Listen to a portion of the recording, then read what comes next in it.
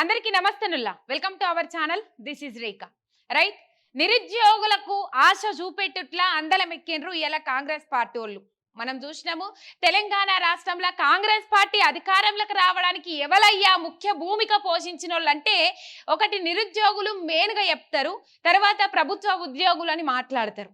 Right, నిరుద్యోగులు ఎట్లా వాళ్ళకు సపోర్ట్ చేసిండ్రు అనే దాన్ని బట్టి చూస్తే ఎవరైతే రేవంత్ రెడ్డిని గట్టెక్కియాలి, లేకపోతే రేవంత్ రెడ్డిని హైప్ చేయాలి, రేవంత్ రెడ్డికి ఒక హైప్ తీసుకొచ్చి పెట్టాలి, ఆయన హైప్లకు వస్తే మనకేమన్నా పదవులు వస్తాయి, మనకు ఒక ఉద్యోగం దొరుకుతుంది, మనకి ఇంత జీతం వస్తుంది ఆశపడ్డ వాళ్ళు ఎవరయ్యా అంటే ప్రొఫెసర్ కోదండరాం, బల్మూరి వెంకట్, రియాజ్. ఇగో ఇట్లాంటి వాళ్ళు అటు పోతే ఆకునూరి మురళి పేరు కూడా చెప్పొచ్చు. ఇట్లాంటి వాళ్ళు నిరుద్యోగులను రెచ్చగొట్టుకుంటా ఉద్యమాలు చేసేటట్టు ఊతమిచ్చుకుంటా పోయిన ప్రభుత్వం మీద ఎంత బురద చల్లాలనో అంత బురద చల్లిండ్రు.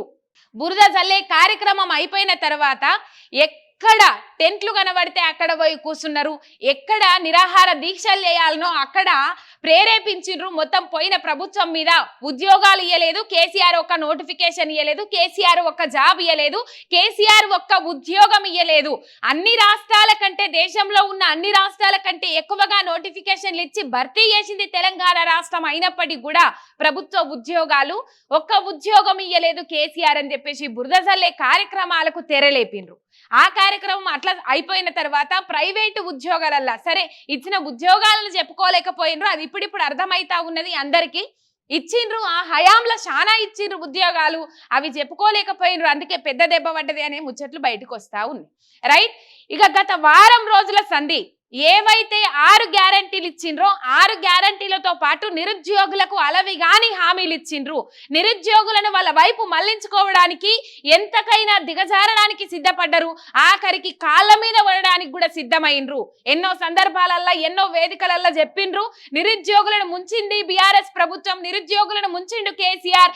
ఏదైతే నీళ్లు నిధులు నియామకాల మీద తెలంగాణ రాష్ట్రం ఏర్పాటు చేసుకున్నామో దానికి అర్థం లేకుండా పోయిందని చెప్పేసి రాహుల్ గాంధీ కూడా అశోక్ నగర్ వచ్చి తెలుగులో ట్వీట్ పెట్టిన సందర్భాలు చూసినాం. మరి నిన్న అదే అశోక్ నగర్ ఏరియాల ధర్నాలు, రాస్తారోకాలు, నిరసనలు, నిరాహార దీక్షలు కొనసాగితే ఈ ప్రభుత్వానికి ఇంత సోయి లేదు, వాళ్ళ మీద మాట్లాడిన పాపాన పోతలేదు. అయ్యా రాహుల్ అన్న యాడున్నావు, ఇప్పుడు ఒక పోస్ట్ పెట్టరాదు నిరుద్యోగుల గురించి. నిరుద్యోగులను మోసం చేసింది బీఆర్ఎస్ ప్రభుత్వం.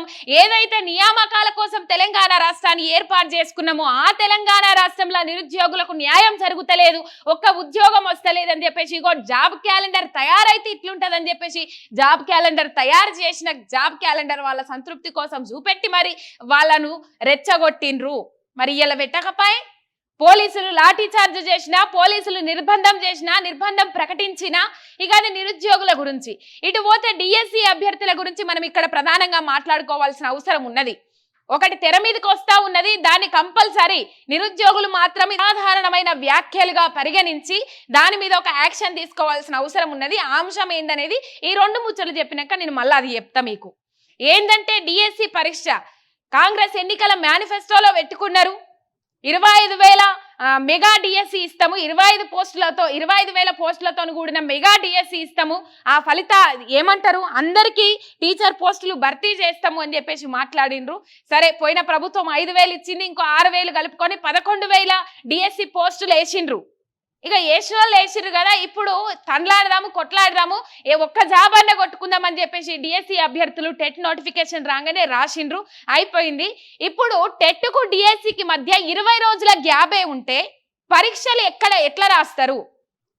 ఒకవేళ మీరు ఇచ్చేది ఉంటే టెట్ సిలబస్ ఇచ్చినప్పుడే, టెట్ షెడ్యూల్ ఇచ్చినప్పుడే డిఎస్సి షెడ్యూల్ ఇస్తే కిందనో మీదనో పడి ఎట్లనో అట్లా తండ్లాడి చదివి ఇలా పరీక్షలు రాసుకునేటోళ్ళం కదా. కనీసము మేమేమో దేశద్రోహం పనులు చేస్తలేము, తెలంగాణ ద్రోహ పనులు చేస్తలేము, తెలంగాణకు ద్రోహం చేసేటట్లుగా ముందడికి పోతలేము, ఇంకా మీరు చేస్తారు ఆ పనులు.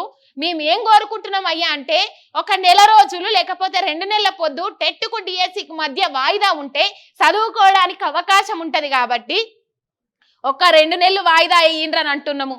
అంత మాత్రానికే మీరు ఇంతగానం చేయాల్సిన అవసరం ఏమున్నది అని చెప్పేసి ఇవాళ డిఎస్సి అభ్యర్థులు కానీ నిరుద్యోగులు కానీ రోడ్డెక్కిన సందర్భాలు చూస్తూ ఉన్నాం మనం. ఎక్కడికక్కడ ఉస్మానియా యూనివర్సిటీల మొదలైన చిచ్చు మొదలైతే ఆగదని తెలిసి ఎక్కడికక్కడ నిర్బంధం చేసుకుంటా, ప్రశ్నిస్తున్న జర్నలిస్టుల మీద దాడి చేసుకుంటా, జర్నలిస్టులను కొట్టుకుంటా హేయమైన చర్యలకు పాల్పడతా ఉన్నది ఈ కాంగ్రెస్ సర్కార్. పోలీసు అనే పేరుతోని ఉక్కుపాదం, ఉద్యమం మీద ఉక్కుపాదం మోపాలని చూస్తా ఉన్నది, అణిచివేయాలని చూస్తా ఉన్నది. ఉద్యమం కాలంలో చూసిన పాట ఉస్మానియా క్యాంపస్ లో ఉదయించిన కిరణమా వీర తెలంగాణమని. మొత్తం మీద వీర తెలంగాణకు ప్రతీక అయిన ఉస్మానియా క్యాంపస్ ఒక దండకారణ్యం లెక్క మనకు కనబడ్డది నిన్న. మళ్ళా ఉద్యమం నాటి రోజులు యాదకొస్తున్నాయని ఎంతో మంది ఉద్యమకారులు గాని, వాదులు గాని, ఆ ముచ్చట్లు చూసిన వాళ్ళందరూ, ఆ విజువల్స్ చూసిన వాళ్ళందరూ ఒకప్పటి ఉద్యమ కాలం నాటి రోజులను మళ్ళా యాద్ చేసుకున్నారు. ఎందుకింత నిర్బంధం చేయాల్సిన అవసరం ఉన్నది?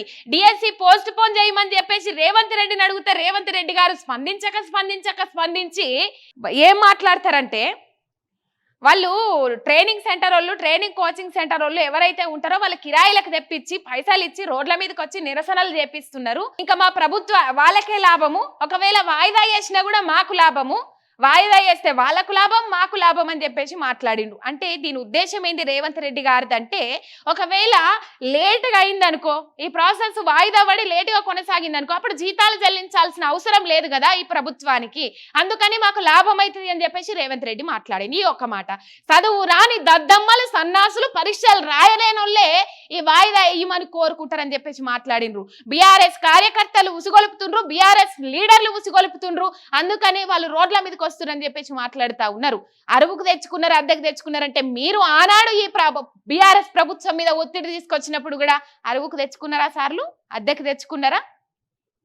ఎందుకు నిరుద్యోగుల సమస్యలంతా మీకు పడతలేవు? డిఎస్సి వాయిదా వేయమంటుర్రు గంతే. ఆ వాయిదా వేయమన్న దానికి ఇక దీని మీద ఈ డిఎస్సి అభ్యర్థులల్లా డిఎస్సి నో వాయిదా, దాని వెనుక షాకింగ్ నిజాలని మనం పెట్టుకున్నాం కదా. ఇక ఇట్లా తీగలాగితే డొంక కదిలినట్టు కొన్ని ముచ్చట్లు బయట కినబడతా ఉన్నాయి. ఈ కామెంట్లు అయితే ఉత్తపచ్చిగా చేసేటిగా, ఉత్తపచ్చిగా చేస్తే ఎవరు ఊకోరు కాబట్టి ఈ డిఎస్సి పోస్టులు ఏవైతే ఉన్నాయో, టీచర్ పోస్టులు ఏవైతే ఉన్నాయో అవి అమ్ముకుంటుండ్రు అనే ముచ్చట్లు తెర మీదకి వచ్చినాయి.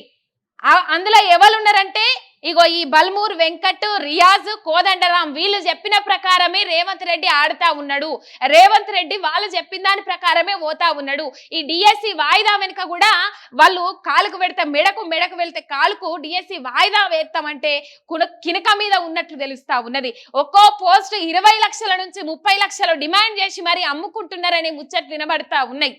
ఒకవేళ వాయిదా వేస్తే ఈ ముచ్చట్లని బయటకు వస్తే వాళ్లకు లాభం చేకూరది అనే అంశాలు తెర మీదకి వస్తున్నాయి.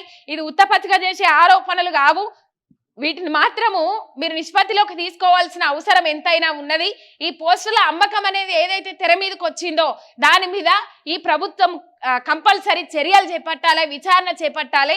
ఎందుకు డిఎస్సి అభ్యర్థులు ఇట్లాంటి ముచ్చట్లు బయటకు తేవాల్సిన అవసరం ఏం ఏర్పడ్డది అనే దాని మీద మీరు ఒకసారి అది చేయాల్సిన అవసరం ఉంటది. ఇక మొత్తం మీద ఇదైతే బయటకు వస్తా ఉన్నది. పోస్టులు అమ్ముకుంటారు, డిఎస్సి నో వాయిదా, అసలు వాయిదా వేసేదే లేదని చెప్పేసి వాళ్ళ విధానాలకు తగ్గట్టుగా రేవంత్ రెడ్డి ఆ అంశాలకు ఊతమిచ్చేటట్టుగా అసలు డిఎస్సి వాయిదా వేసేదే లేదు అని చెప్పేసి ముచ్చట్లు చెప్పుకుంటా వచ్చిండు. మరి ఏం జరుగుతుంది, తెర వెనక ఏం నడుస్తుంది? నిజంగానే కీరోలు వీళ్ళేనా? రేవంత్ రెడ్డితోని అట్లనే వీళ్ళు చేపిస్తా ఉన్నారా? కోదండరాం, బల్మూర్ వెంకట్, రియాజ్ వీళ్ళందరూ చేపిస్తా ఉన్నారా? మళ్ళా వీళ్ళందరూ నిరుద్యోగులను రెచ్చగొట్టుట్లా కీలక పాత్ర పోషించినోళ్లే. నిరుద్యోగులను రెచ్చగొట్టుట్లా వీళ్ళే ముందున్నారు. ఇలా ఈ పరిస్థితి తెర మీదకి వచ్చింది, ఈ అంశం తెర మీదకి వచ్చిందంటే దీని మీద కొంచెము దృష్టి పెట్టాల్సిన అవసరం ఉన్నది అని చెప్పేసి కొంతమంది విశ్లేషకులు కంపల్సరీ మాట్లాడుతూ ఉన్నారు. మరి ఈ అంశాన్ని తెర మీదకి తెచ్చి కావాల్సుకొని ఇట్లా చేస్తారు. మరి ఇంత ఒత్తిడి చేసినాక కూడా ప్రభుత్వం మీద అసలు ఉద్యోగాలు వేసేదే వాళ్ళ కోసం. ఇప్పుడు నోటిఫికేషన్ అయితే అయిపోయింది, మళ్ళీ అయితే అప్లై చేసుకోవడానికి రాదు కదా. టెట్ క్వాలిఫై అయితే ఎవరైతే ఉన్నారో వాళ్ళే రాసుకుంటారు కదా. మళ్ళీ కొత్తగా జాబ్కి అప్లై చేసుకునేటోళ్ళు అయితే ఉండరు కదా. మరి 2 నెలలు వాయిదా వేయడానికి ఏమి ఇబ్బంది అవుతుంది? ఇక మెయిన్ డిఎస్సి అభ్యర్థులు టీచర్ పోస్టుల కోసం ప్రయత్నించేటోళ్ళు మెయిన్ లేవనెత్తే వాదన ఇది. అమ్ముకుంటున్నారు పోస్టులు, 20 లక్షల నుంచి 30 లక్షలు ఒక్క పోస్ట్ అమ్ముకుంటున్నారు అనే ముచ్చట్లు తెర మీదకి వస్తా ఉన్నాయి. దీన్ని కంపల్సరీ పరిగణలోకి తీసుకొని దీని వెనుక నిజానిజాలు ఏంది అనేది తేల్చాల్సిన అవసరం ఈ ప్రభుత్వం మీద ఉన్నది.